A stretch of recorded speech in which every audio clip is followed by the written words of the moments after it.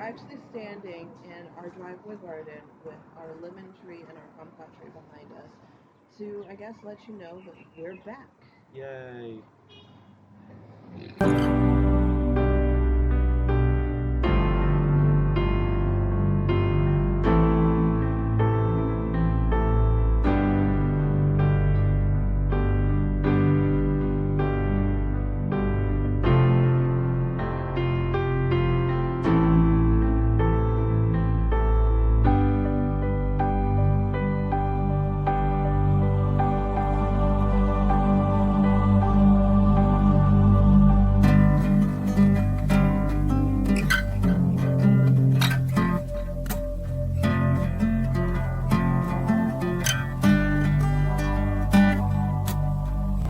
Hello everybody, we're back from our extended summer break. You can see we're in our front yard garden in the driveway. We have our lemon tree and our kumquat tree behind us. I don't think you can see the raised bed, but we're leaning against it now. So we do have a good reason for having been gone for so long, which we'll get into soon in a future video. And it's good to see everyone again, and to be back.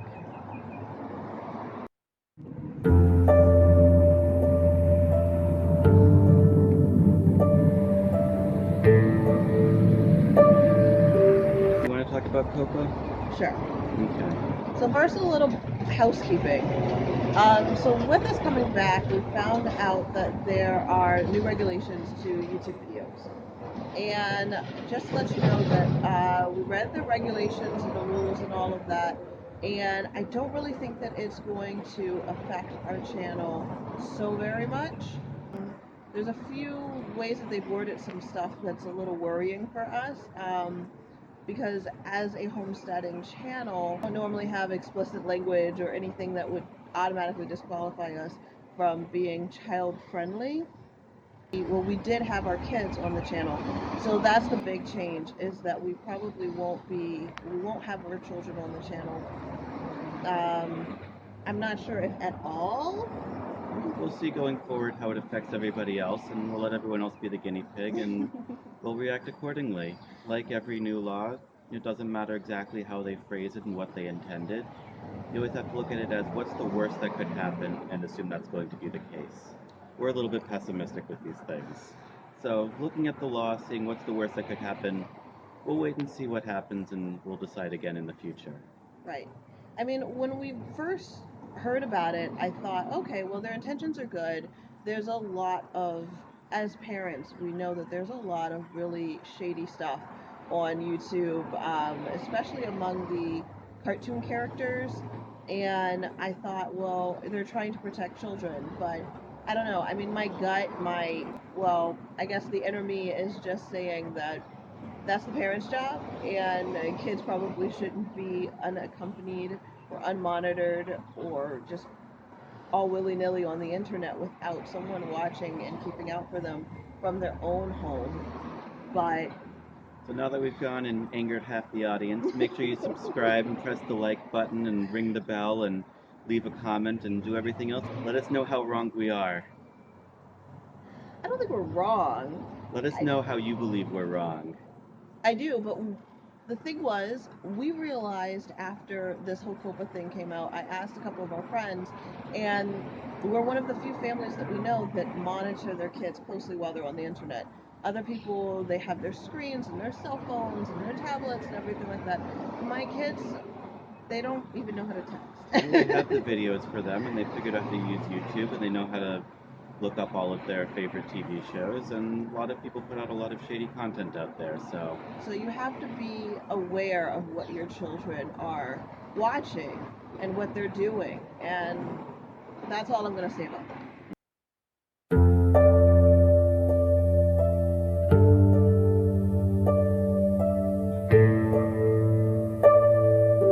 Well, this year was a little weird. Like the last couple of years gardening years have been really weird for us. We have been gardening now for 4 years. This is our fourth season of gardening. And so whether or not you choose to say that it's that we're gardening according to the biblical calendar or whatever, the reality is that in Israel it is too hot to garden in the summer. And so, for that reason, we don't even start thinking about gardening until September.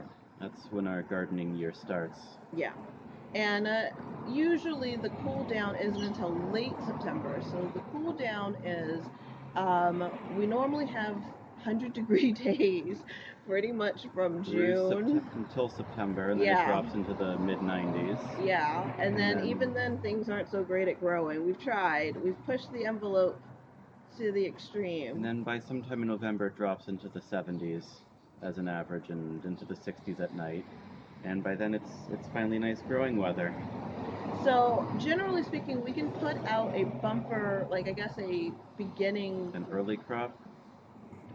Is it early if it's in September? It's early if it's in the beginning of the season. We can put out our really hot weather stuff, the peppers, the okra, the things like that, the frost-sensitive things in late September, maybe early October, and get those guys started. But then it's way too hot for brassicas. Our broccoli doesn't even move. Our cauliflower burns. And don't even think about cabbage before December 1st. So it's a bit in what everyone else is used to. And this year was even weirder. It was 95 until the end of October. So we didn't even bother putting anything out until November.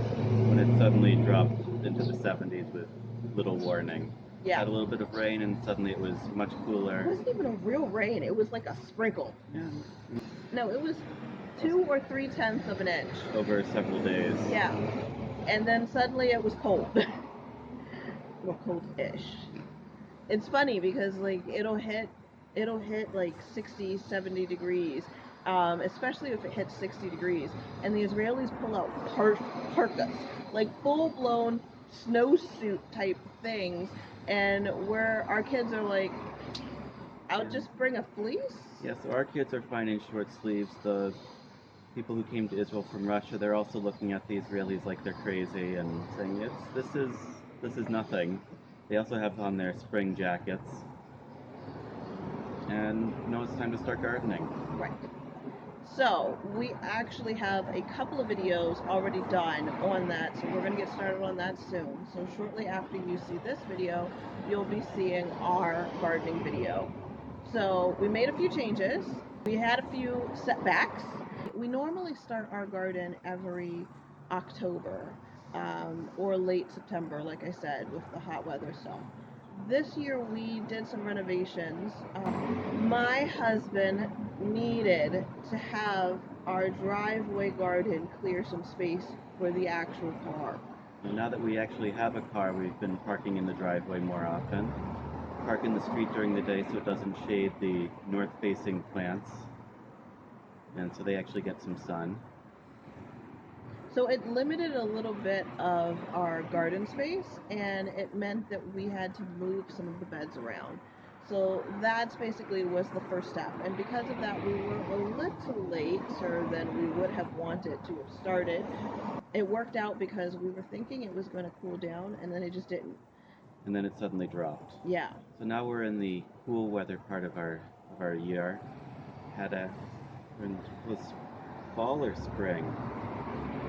The soil temperatures, which is the most important part, are coming out during the day. Our readings are showing about 74.8 degrees Fahrenheit, and at night it drops to about 68 degrees Fahrenheit. That seems more like a fall than a spring. So we have fall, then in about a month we'll hit spring for another 2 months, and then we begin our 9 months of summer. Just so that you can show this one exactly, your how your garden works. Go ahead and comment below and let us know what weird kinky weather you guys get. I don't think you can say kinky weather on YouTube. We'll see. Maybe it'll make sure that we're not family friendly. We'll be getting started with our gardening tours while the rest of you guys in the north are probably sitting in snow and relaxing and everything. Hunkering down, drinking hot chocolate. I'm probably looking at wonderful seed catalogs, which I have no time to do right now. Looking at the seed catalogs that have arrived that haven't been delayed by the mail here. Well, that's another story. And we'll be ordering from some of them come June and July. Maybe in April, we'll see. All right. Hope to see you in the next video. Oh, this is so amazing. You know what else is amazing? These videos, so have a look.